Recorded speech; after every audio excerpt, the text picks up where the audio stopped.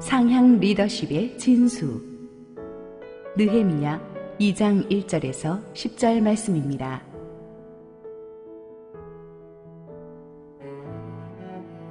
아닥사스다 왕 제20년 니산월에 왕 앞에 포도주가 있기로 내가 그 포도주를 왕에게 드렸는데 이전에는 내가 왕 앞에서 수심이 없었더니 왕이 내게 이르시되 내가 병이 없거늘 어찌하여 얼굴에 수심이 있느냐.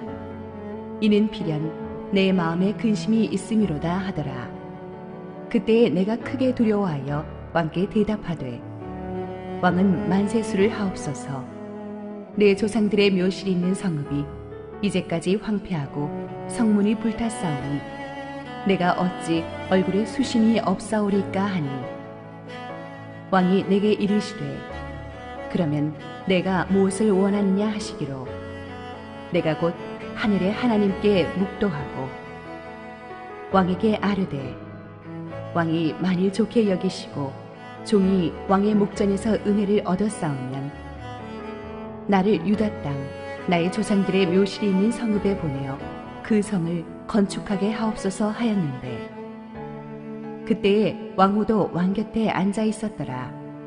왕이 내게 이르시되 내가 몇 날에 다녀올 길이며 어느 때에 돌아오겠느냐 하고 왕이 나를 보내기를 좋게 여기시기로 내가 기한을 정하고 내가 또 왕에게 아뢰되 왕이 만일 좋게 여기시거든 강서쪽 총독들에게 내리시는 조서를 내게 주사 그들이 나를 용납하여 유다에 들어가기까지 통과하게 하시고 또 왕의 삼림감독 아삽에게 조서를 내리사 그가 성전에 속한 영문의 문과 성곽과 내가 들어갈 집을 위하여 들보로 쓸 제목을 내게 주게 하옵소서 하며 내 하나님의 선한 손이 나를 도우심으로 왕이 허락하고 군대 장관과 마병을 보내어 나와 함께 하게 하시기로 내가 강 서쪽에 있는 총독들에게 이르러 왕의 조서를 전하였더니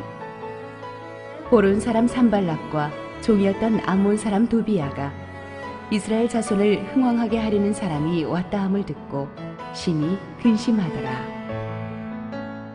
할렐루야. 우리 하나님께 감사와 영광의 박수 올려드리겠습니다. 축복된 주일 아침 예배에 오신 여러분 모두를 환영하고 축복합니다. 함께 기도하시겠습니다. 사랑하는 아버지, 은혜를 감사합니다. 우리 주님은 늘 좋으십니다. 오늘도 보배로우신 말씀을 우리를 위해 주실 때 부족한 죄인은 온전히 주님의 은혜 뒤에 감추어 주시옵소서. 예수님 이름으로 기도했습니다. 아멘. 지난주에 우리는 느헤미야가 페르시아 왕의 최측근 고위층에 있으면서도 자기 민족 이스라엘, 폐허가 된 예루살렘을 걱정하는 하나님의 사람이었다는 것을 배웠습니다. 그래서 하나님의 부르심을 확인하고 자기가 이제 돌아가서 예루살렘 성벽을 재건하기로 결심하는 것을 보았습니다. 하나님의 부르심은 확실했지만 그것을 이제 현실화시키는 데 있어서는 만만치 않은 장벽을 넘어야만 했습니다. 절대 권력자인 자기의 보스 페르시아 왕의 마음을 움직여야만 했던 것입니다. 왕의 마음을 움직이는 것이 참 쉽지가 않죠. 대부분의 사람들이 리더십 하면은 윗사람이 아랫사람들을 움직이는 것을 생각을 합니다. 그러나 그것은 리더십의 한 측면일 뿐이고 또 하나 사람들이 간과하는 리더십의 중요한 측면은 아랫사람이 윗사람 움직이는 것입니다. 대부분의 사람들은 남의 밑에 있는 거 참 싫어하죠. 특별히 우리나라 사람들 자기 직함 앞에 붙자 붙는 거 정말 싫어하죠. 부회장, 부반장 뭐 이런 거 다 싫어합니다. 용의 꼬리보다는 닭의 머리가 되라고 우리가 애들한테 막 가르치잖아요. 왜냐하면 사람들 생각이 윗사람이 돼야 뭔가 해낼 수 있다고 생각하기 때문입니다. 그러나 꼭 그렇지만도 않습니다. 유도 배울 때는 낙법부터 가르칩니다. 예수님께서는 으뜸이 되고자 하는 자는 가장 먼저 낮은 자리에서 섬기는 법을 배워야 한다고 가르치셨습니다. 먼저 순종하는 법을 배우라고 하셨습니다. 정말 중요한 리더십은 자신의 윗사람을 움직이는 상향 리더십이에요. 하나님께서 성경에서 놀라운 일을 이루어내실 때 대부분 아랫사람이 윗사람 움직이는 리더십을 많이 사용하셨습니다. 이집트의 바로 왕을 움직였던 요셉이 그랬고, 바벨론의 왕을 움직였던 다니엘이 그랬고, 오늘 또 페르시아의 왕을 움직이는 느헤미야가 그랬습니다. 그들이 섬겼던 보스들이 이렇게 착한 크리스찬들이 아닙니다. 불신자들인데다가 술, 담배는 물론이고 세상적인 파워 게임에 찌드는 사람들입니다. 권력을 지키기 위해서 아무도 믿지 않고 불같은 성정을 가진 무서운 절대 권력자들입니다. 그런데 하나님께서는 그런 사람들이 무서워하는 지극히 세상적인 보스들을 있다 할지라도 하나님의 사람이 거룩한 상향 리더십을 발휘해서 그 보스들을 디딤돌로 사용해서 하나님의 역사를 이뤄내는 것을 보여주십니다. 오늘 본문에서 우리는 바로 그 상향 리더십의 진수를 보게 되는 것입니다. 본문 1절을 보니까 아닥사스다 왕 제20년 니산월에 느헤미야가 왕 앞에 나갔다고 되어 있습니다. 이것은 기원전 444년 봄으로써 느헤미야가 지난장에 그 비장한 기도를 시작한 지 정확하게 넉 달째 되던 때입니다. 느헤미야가 이 넉 달의 시간 동안을 기다렸어요. 기도하면서 기다렸을 것입니다. 이 일을 이토록 왕의 총애를 받는 비서실장이면서도 바로 왕에게 가서 말하지 않고 이렇게 기다린 것은 이 일이 생각보다 복잡하고 예민한 일이었기 때문입니다. 지난주에 말씀드렸던 역사적인 배경을 조금 더 자세히 말씀드리자면, 느헤미야보다 14년 앞서서 율법사 에스라가 2차 귀환자들을 데리고 예루살렘으로 돌아왔습니다. 그래서 그 백성들을 영적으로 깨우는 영적 대각성 운동을 일으키죠. 그래서 은혜를 받은 백성들이 에스라와 함께 이제 예루살렘 성벽을 재건하자. 그래서 재건 공사에 들어갔는데 공사를 한참 진행하다가 이게 벽에 부딪혔어요. 이스라엘이 성벽을 완공하고 이전의 영광을 회복하는 것을 두려워한 주변 이방 민족들이 와서 방해를 놓은 거예요. 특별히 그들은 돈도 있었고 군사력도 있었지만 정치적인 백이 있었어요. 사마리아에 파견 나와 있는 페르시아의 지방 장관인 르훔을 움직입니다. 돈으로 움직였든지 치밀한 인맥으로 움직였든지 움직여서 페르시아 왕에게 상소를 올리게 합니다. 에스라 왕 4장에 보면은 그 상소 내용이 얼마나 치밀하고 교활했던가를 보여줍니다. 내용은 이것입니다. 이 유대인들은 여호와 유일신을 섬기면서 누구에게도 쉽게 굴복하지 않는 아주 골치 아픈 민족이다. 항상 자기를 다스리는 제국의 권위에 끊임없이 반기를 들었던 민족이다. 그런데 지금 이 민족에게 예루살렘 성벽을 재건해서 자주 정치국가의 위상을 갖추도록 놔두면 반드시 페르시아에도 반역할 것이다. 세금도 안 내고 두고두고 골칫덩이가 될 것이니까 이 성벽 재건 공사 중단시켜야 된다. 같은 말이라도 어떻게 보고하는가에 따라 다르잖아요. 이미 이들에게 매수당한 지방장관 르훔이 이런 식으로 써서 올린 상소문을 보고 왕은 깜짝 놀랍니다. 즉시로 기록을 뒤져보니까 정말 이 유대 민족들이 골치 아프거든요. 한 번도 제국의 권위에 고분고분 해본 적이 없어요. 늘 반란을 일으켰습니다. 그래서 왕이 깜짝 놀라가지고 알았다. 이 성벽 재건 공사 현 상태에서 스톱, 불허한다는 명령서를 내린 거예요. 이 왕의 명령서를 이 지방장관 르훔이 받자마자 자기한테 로비한 이스라엘의 대적들한테 보여줍니다. 이스라엘 대적들은 신이 나서 이제 명분을 등에 업었으니까 가서 공사 현장을 짓밟아 버립니다. 이미 한참 진행되고 있던 성벽을 허물고 성문을 불태우고 돌을 쌓고 있던 이스라엘 사람들을 죽이고 때립니다. 완전히 소망을 잃은 유대인들은 넋을 놓고 불타는 무너져버린 예루살렘 성벽을 바라보면서 통곡하며 앉아 있었어요. 이 상황을 느헤미야의 동생이 목격하고 돌아가서 느헤미야 형에게 말해준 거예요. 그래서 지난 장에서 느헤미야가 그 소식을 듣고 이제 자기가 가기로 결심한 것입니다. 자, 그런데 이 예루살렘 성벽 공사를 중단시키라는 명령을 내렸던 바로 그 왕이 지금 느헤미야의 보스예요. 아닥사스다 왕이에요. 그 왕에게 다시 이 얘기를 꺼내야 되는 거예요. 느헤미야가. 페르시아 왕궁에서의 법은요, 왕이 일단 불허했던 케이스를 다시 언급한다는 것 자체가 반역입니다. 그걸 언급하는 것만으로도 죽일 수가 있어요. 느헤미야는 최측근 비서실장이니까 그 사실을 누구보다 잘 알고 있었겠죠. 그러니까 이게 보통 일이 아닌 거예요. 하지만 문제 속에 바로 해답이 있다고, 애당초 공사를 중단하게 한 것이 아닥사스다 왕이었기 때문에 이제 공사를 다시 재가할 수 있는 유일한 사람도 아닥사스다 왕이라는 것을 느헤미야가 알았어요.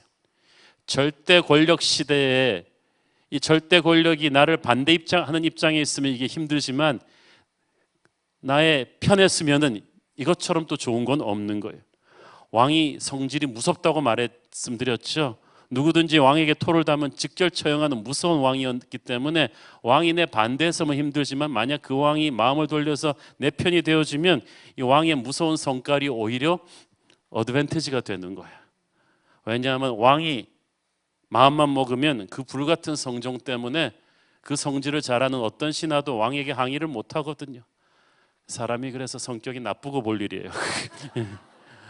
그 장애물이 오히려 디딤돌이 된 것입니다. 그래서 느헤미야가 기회가 올 것이라는 것을 믿고 넉 달이나 되는 시간을 깊이 기도하면서 때를 기다렸던 것입니다. 여러분, 하나님의 뜻이 아무리 확실해도 하나님의 때가 있어요. 그 하나님의 때를 여러분이 기도하면서 기다리셔야 돼요. 아무것도 안 이루어지는 것 같고 있지만 하나님께서 상황을 준비시키신단 말이에요. 그러므로 내가 보이지 않는 곳에서 일하신다고 해서 하나님이 움직이지 않는 것은 아닙니다. 그래서 성경에서 하나님이 역사하실 때 보면 꼭 하시는 말씀이 있어요. 너희는 가만히 있어. 너희는 잠잠히 있어.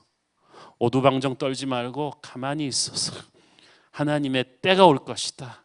그 순간을 위해 너는 평생을 준비하는 거야. 느헤미야가 그래서 기다렸습니다. 그리고 하나님의 순간이 드디어 왔습니다. 1절 2절 읽습니다. 아닥사스다 왕 제20년 니산월에 왕 앞에 포도주가 있기로 내가 그 포도주를 왕에게 드렸는데 이전에는 내가 왕 앞에서 수심이 없었더니 왕이 내게 이르시되 네가 병이 없거늘 어찌하여 얼굴에 수심이 있느냐 이는 필연 내 마음에 근심이 있음이로다 하더라. 그때 내가 크게 두려워하여. 왕과 왕비가 함께 식사하는 자리에 느헤미야가 포도주를 들고 들어갔는데 왕이 딱 보니까 느헤미야 얼굴에 수심이 가득했단 말이죠. 그래서 병든 것 같지 않은데 왜 얼굴에 수심이 있느냐? 느헤미야가 이 말을 듣고 크게 두려워했다고 돼 있죠. 왜 그러냐 하면 페르시아 왕궁에서 왕을 최측근에서 모시는 신하들은 아무리 슬프고 힘든 일이 있어도 왕 앞에서 그 표정을 드러내면 안 됩니다. 왕 앞에서는 항상 긍정적이고 편안한 표정을 보여야지 자기의 개인적인 감정을 조금이라도 왕 앞에 드러내가지고 왕의 마음을 언짢게 하면 그 즉시로 처형감이에요. 그렇게 느헤미야는 평생을 훈련받아 온 사람이에요. 그렇기 때문에 느헤미야는 엄청난 자기 감성 통제 능력이 있는 사람인데 왜 이런 실수를 했겠습니까? 넉 달 동안 계속 이 예루살렘의 일로 인해서 금식하고 기도를 했기 때문에 어느 순간 잠시 몇 초, 아무리 감정 통제 능력이 있는 사람도 잠시 몇 초 흐트러진 거예요. 잠시 얼굴에 그 근심이 나타났는데 이 신랄 같은 흐트러짐을 왕이 딱 캐치한 것입니다. 왕도 보통 인물이 아니죠. 다른 신하 같으면 감히 왕 앞에서 근심 어린 표정을 지어서 이 성심을 어지럽혔다 그래서 목을 베었을 일이지만 왕이 느헤미야한테는 다르게 대합니다. 무슨 고민거리가 있느냐라고 물은 거로 봐서 평소에 느헤미야는 왕의 신임을 받고 있었어요. 1절에 보니까 그게 나와 있죠. 이전에는 내가 왕의 앞에서 수심이 없었다. 한 번도 그런 적이 없었던 사람이 이러니까 뭐가 되는 거예요. 원래 그렇잖아요. 평소에 신뢰를 받고 있어야 실수를 해도 결정적인 때에 이렇게 용서를 받아요. 성실한 모범생이 수업 시간에 졸면 선생님 생각에 아휴, 애가 밤에 얼마나 열심히 공부를 했으면 이렇게 졸겠냐 그러면서 토닥토닥하고 넘어가지만 항상 말썽꾸러기가 졸면 저건 잠까지 마나 그러면서 그냥 선생님이 혼내지 않겠어요? 느헤미야는 평소에 성실하던 사람이었다. 여러분이 결정적인 순간에 하나님의 쓰임을 받으려면 평소에 딴 일로 사고치지 말아야 돼요. 평소에 성실하셔야 돼요. 신실하셔야 돼요. 느헤미야가 그런 왕의 신뢰를 받고 있었다는 것입니다. 어쨌든 느헤미야가 화들짝 놀라기는 했지만 자기가 실수했다. 왕 앞에서 이런 수심을 보였다는 것은 최측근 비서실장으로서 실수한 거죠. 하지만 왕의 그 따뜻한 자기를 보는 어투와 표정을 보고 이 왕이 화를 내고 있는 것이 아니라 진짜 자기를 도와주려고 한다는 것을, 자기를 걱정하고 있다는 것을 감지한 거예요. 그 순간 자기가 실수한 것이지만 하나님이 오히려 이 실수를 통해서 역사하실 것이라는 직감이 든 거야. 여러분, 하나님의 사람은요, 실수도 하나님이 사용하십니다. 하나님의 사람이 아닌 사람은 잘해도 그게 무너짐의 원인이 될 수 있지만 하나님께서는 모든 것이 합력하여 선을 이루게 하시는 거예요.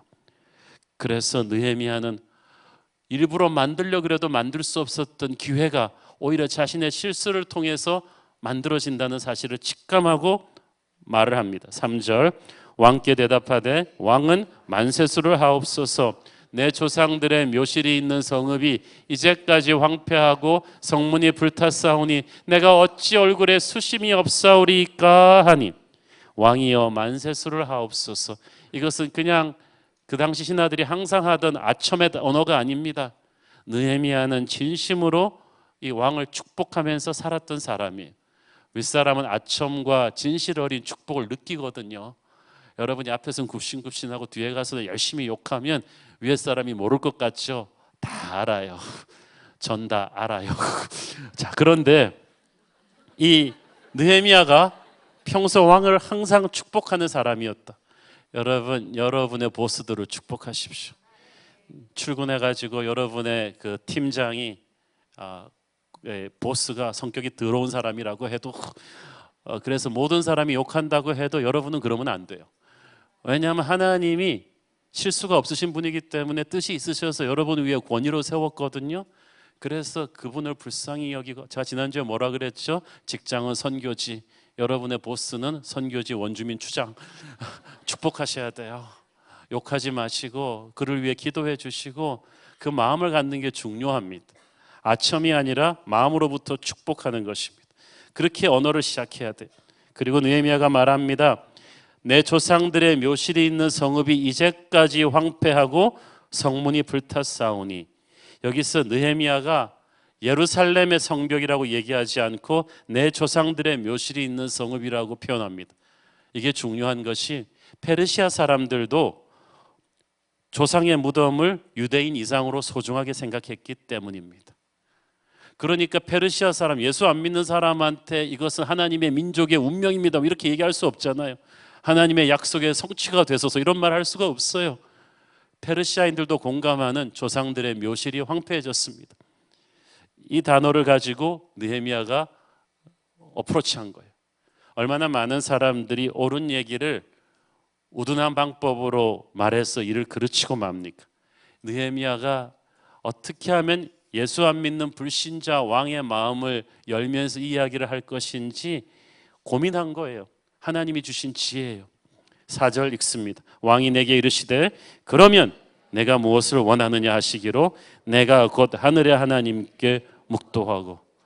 야, 성경 읽으면서 이게 너무 복잡한 게 너무 어처구니 없이 쉽게 툭 되는 게 보여요. 수십 년 동안 막혀있던 이 난제를 이 몇 초 사이에 왕이 탁 풀어주는 거예요. 오케이, 해줄 테니까 내가 그럼 구체적으로 너한테 무엇을 해주겠는가. 자, 하나님이 문을 열어주는 거예요, 순식간에. 근데 이때 오버하지 말고 잘해야 돼요. 그래서 느헤미야가 그때 뭐 합니까? 즉시 하늘의 하나님께 묵도하고, 화살기도라고 하죠. 순식간에 그 순간에 몇 초 동안에 하나님께 지혜를 구한 거예요. 여러분, 이게 굉장히 중요합니다. 느헤미야는 이 짧은 순간에 자신의 말 한마디에 민족의 운명이 달려있다는 것을 알고 있었어요. 그래서 여러분, 힘 있는 사람과 대화할 때 만나러 들어가기 전에도 기도해야 되지만 대화하면서 스텝 바이 스텝 모든 순간마다 계속 화살 기도를 해야 돼요. 저도 인생에서 정말 장학금 선발 그거 인터뷰를 들어갈 때나 중요한 분들 만나서 예민한 얘기를 해야 될 때 순간순간 나의 명철을 의지하지 말고 주님의 지혜를 의지하는 기도를 많이 드렸던 때가 있어요. 그러면 희한하게도 예수님이 순간순간 지혜의 말을 입에 담아주세요. 끝나고 나서 자기도 어리둥절한 거죠. 내가 저렇게 좋은 말을 했다니. 그거는 내가 생각한 말이 아니에요. 느헤미야는 가장 예민한 상황에서는 순간순간 예수님의 직접적인 코칭을 받아야 된다는 걸 알고 있었던 거예요. 자, 느헤미야가 예수님의 코칭을 받아서 기도 응답으로 하는 말을 보십시오. 5절, 왕에게 아뢰되 왕이 만일 좋게 여기시고 종이 왕의 목전에서 은혜를 얻었사오면 나를 유다 땅 나의 조상들의 묘실이 있는 성읍에 보내어 그 성을 건축하게 하옵소서 하였는데, 자 보세요. 왕이 만일 좋게 여기시고 종이 왕의 목전에서 은혜를 얻었사오면, 느헤미야는 아주 겸손하게 이야기를 해요. 이게 상향 리더십의 또 중요한 열쇠 중에 하나인데, 윗사람은 내가 무엇을 말하는가 이상으로 내가 어떤 태도로 말하는가를 봅니다. 똑똑하고 준비 잘했다고 해서 너무 그냥 자신만만하게 오만하게 말할 때는 윗사람의 마음 문이 닫혀요. 내가 가진 것이 진리이기 때문에, 좋은 아이템이기 때문에 겸손하게 말해야 되는 거예요. 그때 하나님께서는 우리가 왕의 마음을 얻게 하십니다. 느헤미야가 겸손하게 본론을 간결하게 이야기합니다. 나를 유다 땅 나의 조상들의 묘실이 있는 성읍에 보내어 그 성을 건축하게 하옵소서. 끝까지 예루살렘 성벽을 재건하게 해달라, 유대인들의 자주 독립성을 인정해달라는 그런 말을 하나도 하지 않아요. 아닥사스다 왕이 보통 인물이 아니에요. 자기의 최측근 부하들의 신상 프로필을 모를 리가 없어요. 특별히 느헤미야 같은 비서실장급은 왕도 그 출신 성분 다 알고 있었을 거예요. 이 사람이 유대 민족의 3대 손이라는 거 다 알고 있었을 것이고, 그 예루살렘의 소식을 항상 걱정하며 기도하는 사람이라는 것도 알고 있었을 거예요. 그리고 느헤미야도 왕이 자기에 대해서 알고 있는 거 알아요. 서로 너무 잘 알지만 그 말을 얘기하지 않고 비켜가고 있는 거예요. 예루살렘 성벽 재건 문제를 얘기하지 않고 끝까지 느헤미야는 내 조상들의 묘실이 있는 성읍을 재건하게 하옵소서. 그래서 왕 앞에서 하는 내용은 우리나라 이조실록처럼 다 역사에 기록되잖아요. 페르시아 역사에는 왕이 한번 불허했던 이야기를 다시 하는 게 아니라 느헤미야의 고향 성읍을 재건하는 거로 기록돼야만 되는 거예요. 그래서 서로 알면서 끝까지 이렇게 얘기하고, 사실 예루살렘의 그 사악한 부족들의 로비에 흔들린 지방관리 르흠이나 그의 보고를 받고 성급하게 결정을 내려버린 왕의 책임도 있죠. 그렇지만 그 얘기를 할 필요는 없죠. 느헤미야가 상사의 판단 미스를 지적하지 않았습니다. 그리고 신생 제국의 안정을 위해서 예루살렘 같은 예민한 지역에 반역의 불씨를 용납할 수 없는 왕의 입장도 느헤미야는 알고 있어요.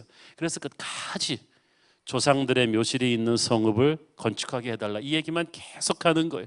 역사에는 그렇게 기록이 돼야 돼요. 왕도 느헤미야가 알면서 그렇게 말해주는 게 참 고맙죠. 안 해야 될 말은 안 하는 게 상향 리더십이에요. 문제를 해결하는 게 중요하지 상사를 자극할 필요는 없거든요. 상사가 자연스럽게 은혜를 베풀 수 있는 길을 열어주는 지혜가 필요합니다.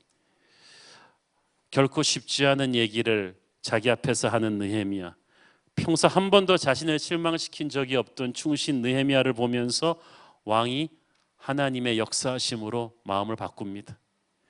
6절 읽습니다. 그때 왕후도 왕 곁에 앉아 있었더라. 왕이 내게 이르시되 네가 몇 날에 다녀올 길이며 어느 때에 돌아오겠느냐 하고, 왕이 나를 보내기를 좋게 여기심으로 내가 기한을 정하고. 네가 몇 날에 다녀올 길이며 어느 때에 돌아오겠느냐, 이미 가도 좋다는 명령은 내린 것이고, 언제 돌아올 거냐는 것은 왕이 느헤미야를 그만큼 사랑한다는 이야기죠. 자, 느헤미야가 왕과 이 대화를 나누는 자리가 왕후가 왕 곁에 앉아 있었던 세팅이었다. 이게 중요합니다. 이 말은 이게 사적인 자리였다는 얘기죠. 페르시아 제국의 관습상 왕후는 결코 어전회의나 정치 모임에 참가하지 못합니다. 그러므로 이 자리는 지금 왕과 왕후가 기분 좋게 식사하고 있는 자리예요. 그리고 느헤미야가 거기에 있는 거예요.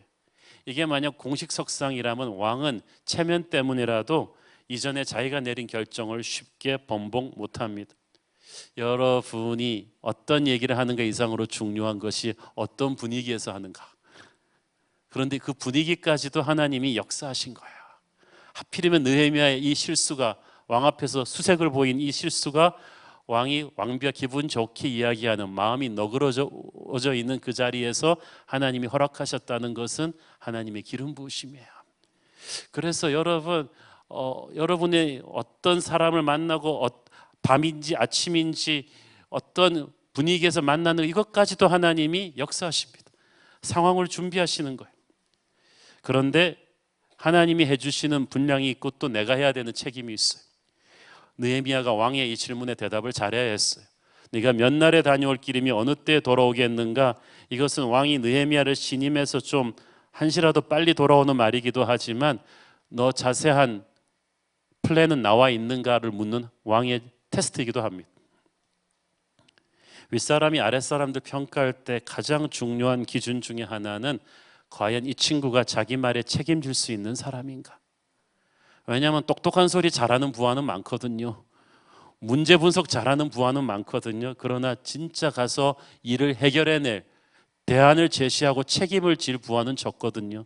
그리고 그런 사람이 왕을 설득하는 거예요. 7절 8절, 그래서 느헤미야가 왕을 설득하는 준비 계획을 쫙 얘기합니다.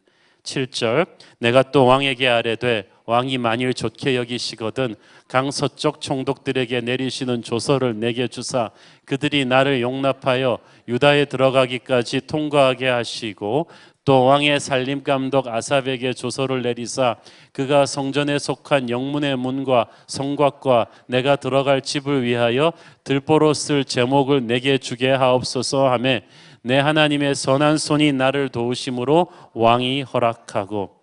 느헤미야는 각 지방을 다스리고 있는 페르시아 제국의 총독들이 이 지방 토호들의 로비를 받고 자기를 막을 것을 알고 있었어요. 그래서 그 모든 방해를 한순간에 뚫을 수 있는 어명을 받아낸 거예요. 지방 총독들에게 가는 왕명을 써달라. 그리고 건축을 위해서 쓰일 목자재가 있는 왕의 살림, 그 예루살렘 근처에 있는 왕의 살림청 감독이 아삽이라는 것까지도 파악해 놓고 있었습니다. 이렇게 해주시면 이렇게 하겠다.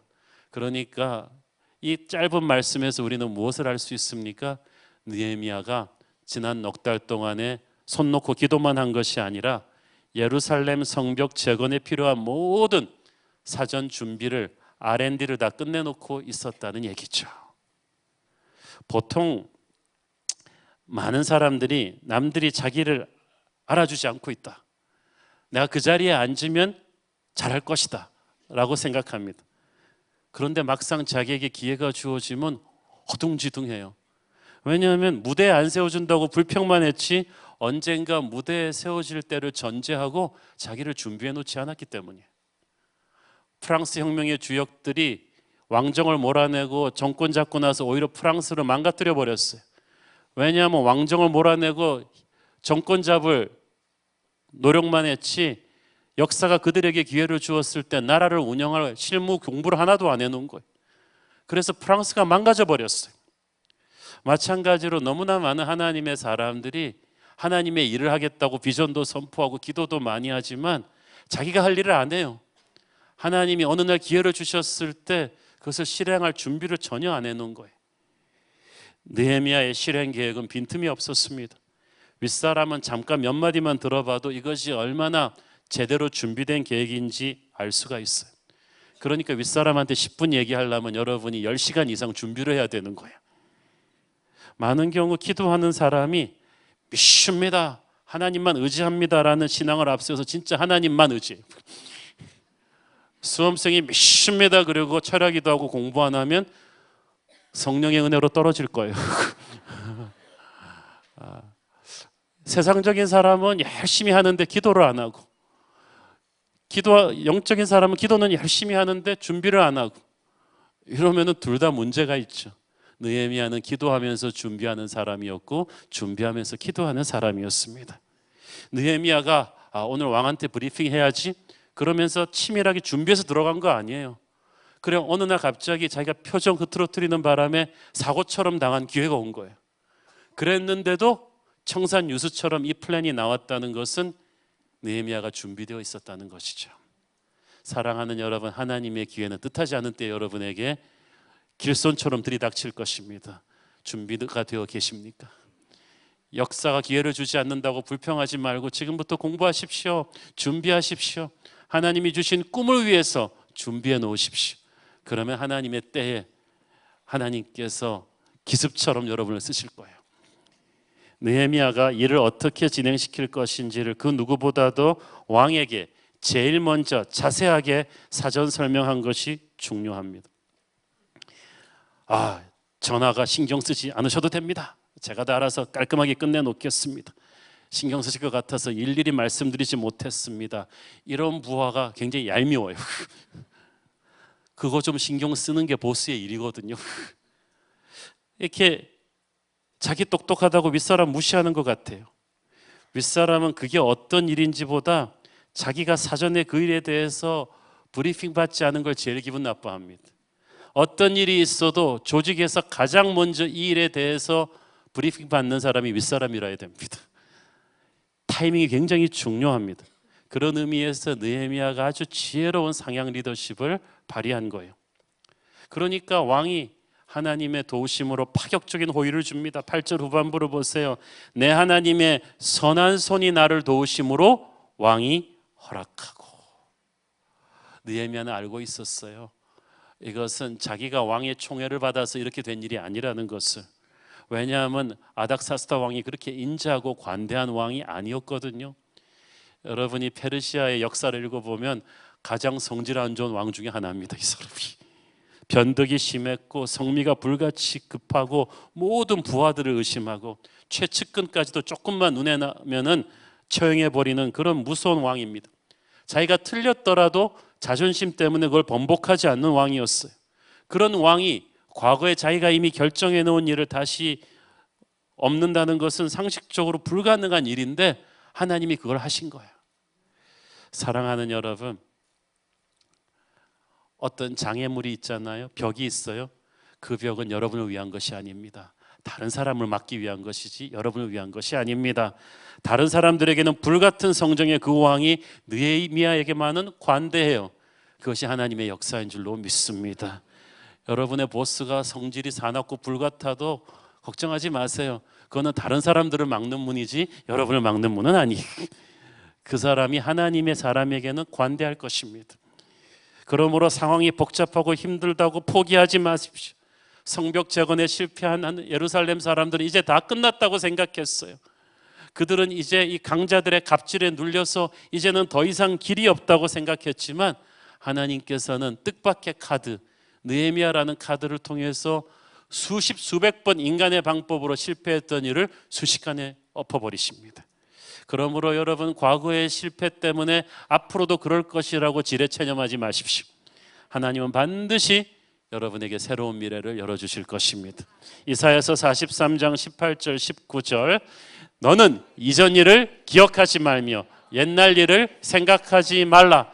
보라, 내가 새 일을 행하리니 이제 나타낼 것이라. 너희가 그것을 알지 못하겠느냐? 반드시 내가 광야에 길을, 사막에 강을 내리니. 할렐루야. 여러분이 과거에 실패했다 할지라도, 어떤 사람에게 상처받았다 할지라도 과거는 지나가게 하라. 이제는 새로운 일이 시작될 것입니다. 9절을 보세요. 왕은 느헤미야가 요구한 모든 걸 들어주었을 뿐 아니라 엑스트라 서비스를 더해줘요. 군대 장관과 마병을 보내요. 나와 함께하게 하시기로 내가 강서쪽에 있는 총독들에게 이르러 왕의 조서를 전하였더니. 느헤미야가 간구하지 않은 호위병들을 붙여줬어요. 왕의 호위병들이에요. 페르시아 전역에서 누가 봐도, 깃발만 봐도 아는 왕의 친위대가 붙은 거예요. 그 말은 무슨 말이냐 하면, 이 호위병 중에 하나라도 죽으면 그 사람은 왕한테 반역하는 거예요. 그냥 끝났다고 봐야 돼요. 그러니까 느헤미야가 왕의 친위대와 함께 갔다는 것은 왕이 직속으로 이 프로젝트를 진행한다는 뜻입니다. 여러분, 하나님은 우리가 생각지도 못했던 보너스까지 얹어주시는 분인 줄 믿습니다. 내가 구한 것, 생각한 것보다 훨씬 좋은 것으로 응답해 주십니다. 그러니까 걱정하지 마십시오. 그게 하나님의 뜻이냐 아닌가가 중요할 뿐입니다. 느헤미야는 상향 리더십의 진수를, 지혜를 우리에게 보여주지 않습니까? 느헤미야가 성벽 재건 공사의 허락을 받은 뒤에 이것을 행하는 과정에서 여러 가지로 왕의 도움을 청한 것은 왕을 귀찮게 한 것이 아니라 아주 지혜로운 일이었습니다. 5절, 6절, 7절에서 왕이 좋게 여기시거든이라는 말을 계속 하잖아요. 자기가 아무리 계획을 했지만 왕의 블레싱이 없이는 움직이지 않을 거라는 거예요. 자기는 왕의 권위에 순종하는 충신이라는 것을 계속해서, 이것이 왕의 이익에도 부합하는 일이라는 것을 계속해서 말하는 거예요. 그리고 이 모든 계획들은 왕이 힘을 써주지 않으면 결코 이루어질 수 없으니 일의 절대 공로자는 자신이 아니라 왕이라는 것을 계속 말하고 있는 거예요. 사실 왕한테 일일이 이거 안 도와달라고 해도 가라는 제가만 내주면 느헤미야가 다 알아서 처리할 수 있어요. 그렇지만 이걸 왜 얘기할까요? 여러분, 이런 거예요. 부하가 아무리 능력이 있어도 윗사람이 자기를 허수아비로 느끼게 해서는 안 됩니다.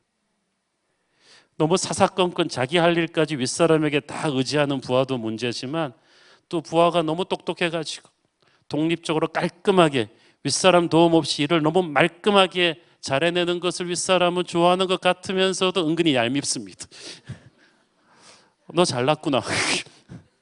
어느 정도까지는 그래도 윗사람의 도움을 요청하면서, 그래서 윗사람이 느끼기에 내가 도와줘서 이 일이 되는구나라는 것을 느끼게 해주는 것이 중요한 거예요.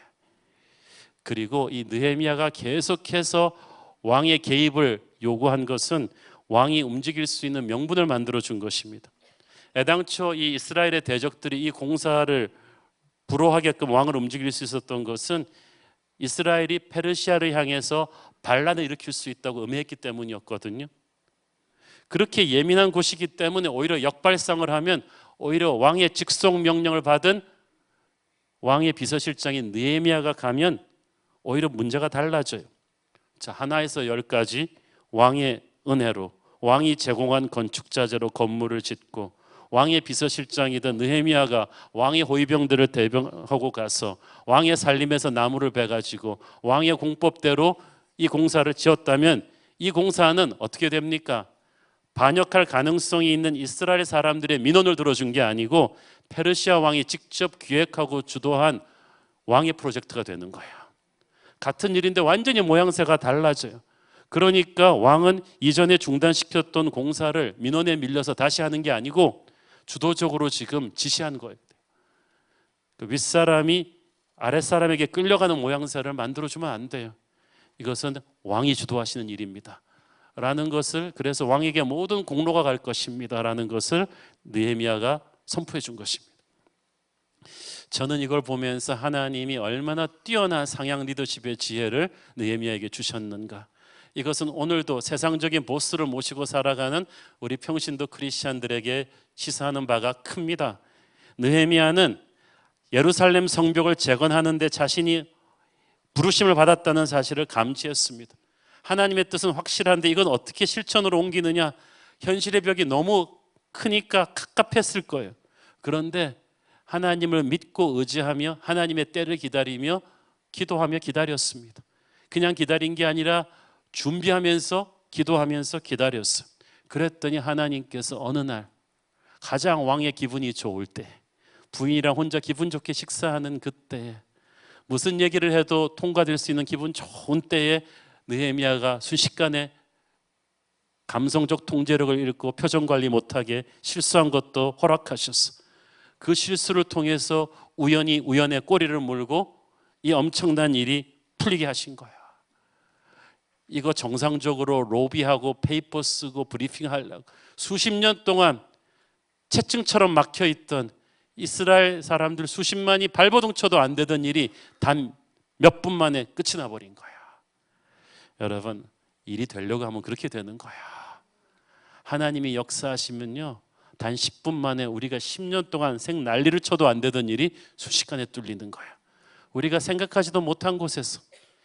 저는 우리 한국의 통일이 이런 식으로 되리라고 저는 믿습니다.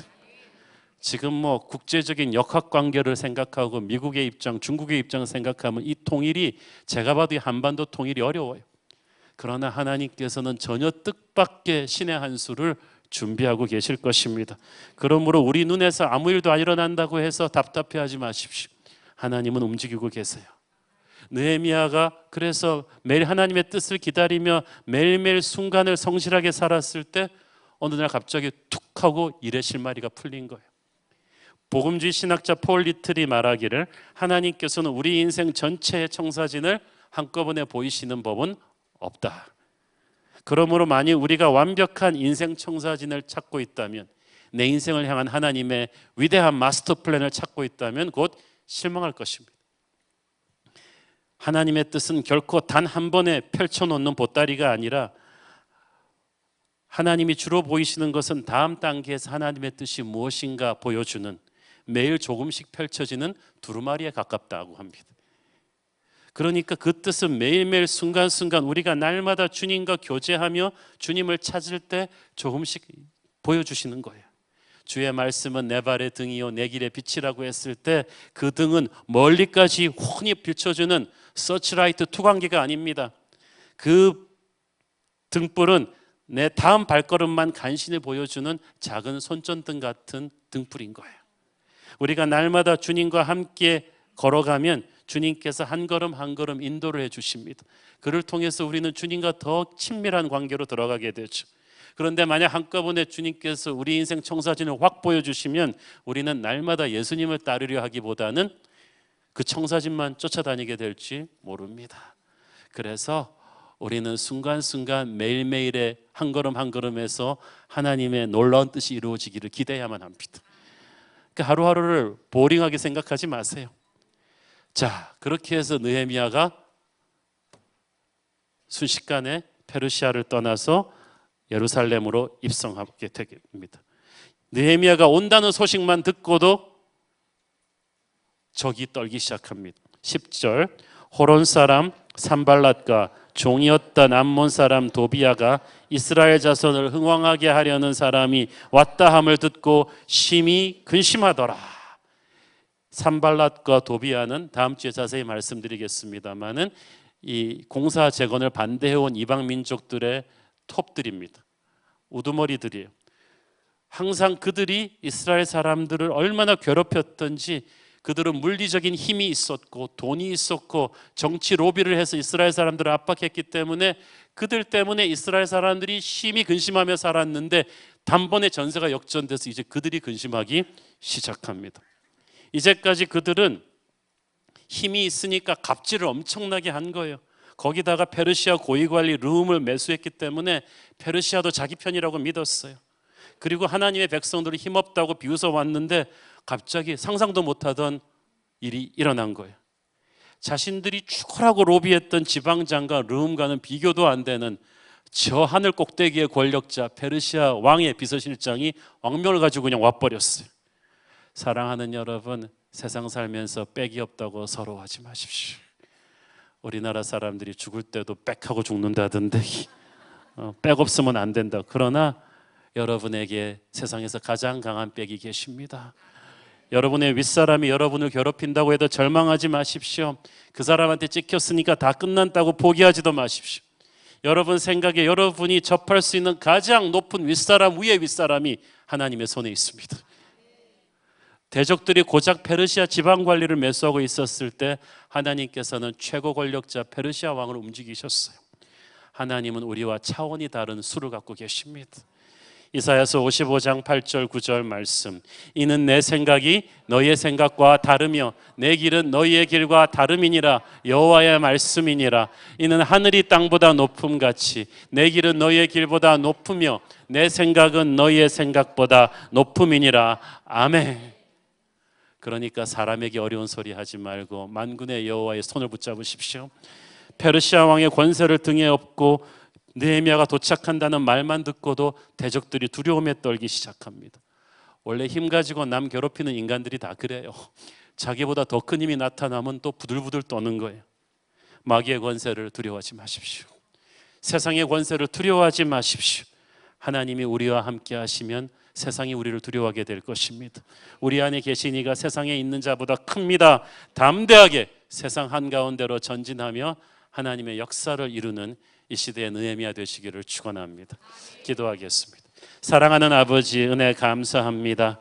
오늘도 정글 같은 세상 속에 살지만 우리 하나님께서 페르시아 왕궁에서 느헤미야를 사용하셨듯이 우리도 사용하실 것을 믿습니다. 기도하며 하나님의 지혜를 다운로드하게 하여 주옵소서. 예수님의 이름으로 기도했습니다. 아멘.